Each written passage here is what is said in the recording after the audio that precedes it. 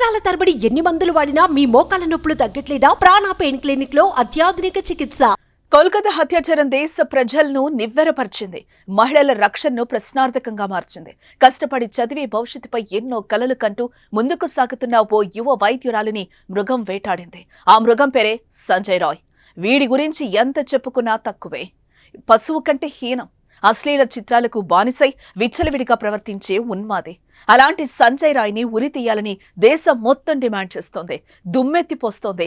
మాకప్పగించండి, చంపేస్తామంటూ ఎంతో మంది ప్రజలు బహిరంగంగానే ప్రకటిస్తున్నారు. ఇదిలా ఉంటే సంజయ్ రాయ్ తల్లి తాజాగా సంచలన వ్యాఖ్యలు చేసింది.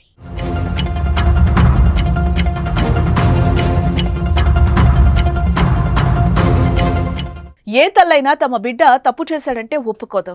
ఇప్పుడు సంజయ్ రాయ్ తల్లి కూడా తన కొడుకును వెనకేసుకొచ్చింది. అన్యాయంగా కేసులో ఇరికిస్తున్నారని వాపోయింది. దీని వెనక చాలా మంది ఉన్నారని, వారి గురించి విచారణ చేపట్టాలని డిమాండ్ చేస్తోంది ఆమె. అంతేకాదు, అతడి గురించి చాలా గొప్పగా చెప్పుకుంటోంది ఆ తల్లి. సంజయ్ రాయ్ కు ఆటలంటే చాలా ఇష్టమని, చిన్నతనంలో బాక్సింగ్ నేర్చుకున్నాడని తెలిపింది. ఎన్సీసీలో కూడా చేరి స్కూల్లో టాపర్ గా నిలిచాడని వెల్లడించింది. ఇంట్లో తనను చాలా జాగ్రత్తగా చూసుకుంటూ వంట కూడా చేసి పెడతాడంటూ కన్నీరు పెట్టుకుంది. ఇరుగు పొరుగు వారితో సంజయ్ ఎప్పుడూ అమర్యాదగా ప్రవర్తించలేదని సంజయ్ రాయ్ తల్లి చెప్పుకొచ్చింది. సంజయ్ రాయ్ మొదటి భార్య క్యాన్సర్ తో మరణించడంతో తీవ్ర మానసిక ఒత్తిడికి గురై దాంతో మద్యానికి బానిసయ్యాడని తెలిపింది. ఆ తర్వాత 4 పెళ్లిళ్లు చేసుకున్నట్టు వెల్లడించింది. ఆ ఘటన జరిగిన రాత్రి అతడు ఏం తినలేదని, అక్కడ పనిచేస్తున్న విషయం సైతం తనకు తెలియదని సంజయ్ రాయ్ తల్లి ఆవేదన వ్యక్తం చేసింది.